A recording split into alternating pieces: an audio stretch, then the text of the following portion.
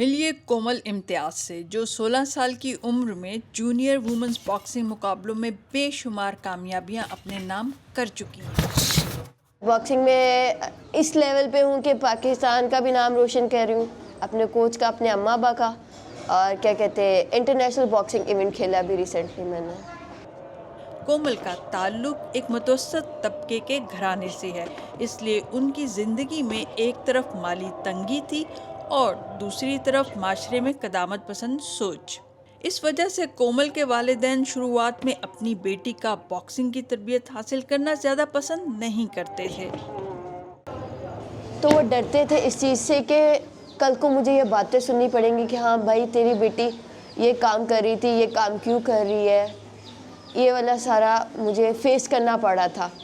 تو میرے اندر یہی تھا کہ میں اپنے لڑکی ہو کے اپنے ابا کا نام اتنا روشن کروں کہ میرے ابا کا فخر سے سر اونچا ہوئے۔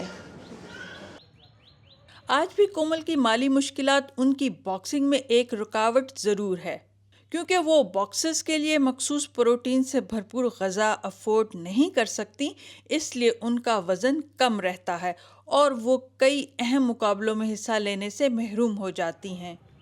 باکسرز کو ہائی پروٹین ڈائٹ چاہیے ہوتی ہے، لیکن میرا جس طرح کا بیک گراؤنڈ ہے میں اتنی ڈائٹ افورڈ ہی نہیں کر سکتی کہ اچھا میری یہ فائٹ ہے اچھے لیول پہ، تو میرا یہ سین ہوتا ہے کہ وہ چیز ہی نہیں ہوتی کہ میں اس طرح کی کھاؤں۔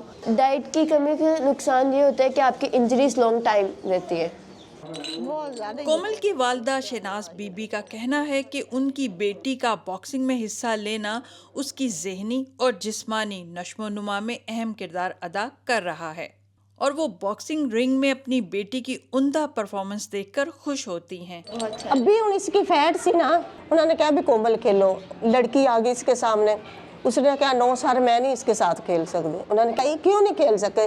بھائی یہ جیت جاتی ہے، ہم جیتتے نہیں ہیں، یہ جیت جاتی ہے۔ سائم بھٹی لاہور میں لڑکیوں کو باکسنگ اور مارشل آرٹ کی تربیت فراہم کرتے ہیں۔ وہ چاہتے ہیں کہ یہ نوجوان ایتھلیٹس کھیلوں کے شعبے میں ہر سطح پر اپنے ملک کی خواتین کی نمائندگی کریں۔ کومل ایک بہت اچھی پلیئر ہے جس نے ڈویژن، ڈسٹرکٹ، پنجاب اور نیشنل اور انٹرنیشنل لیول بیٹ کیے ہوئے ہیں۔ اب یہ international kick boxing world cup کے لیے بھی سلیکٹڈ ہے، جو کہ تھائی لینڈ میں اور ترکی میں ہو رہا ہے۔ ہمیں جو سب سے بڑا پرابلم آ رہا ہے وہ اس کو یہ فیس کرنا پڑ رہا ہے کہ سورسز نہیں ہے، کیونکہ ان کے ماں باپ بھی اوبویسلی ایک مڈل کلاس فیملی سے بلونگ کرتے ہیں۔ کومل ان چند خوش قسمت بچیوں میں سے ایک ہیں جن کو ایک فلاحی ادارے رک فاؤنڈیشن میں اپنی ابتدائی تعلیم مفت حاصل کرنے کا موقع ملا۔ اس تعلیم کی بدولت ان کے اندر اپنی صلاحیتوں کو ابھارنے کا شعور حاصل ہوا۔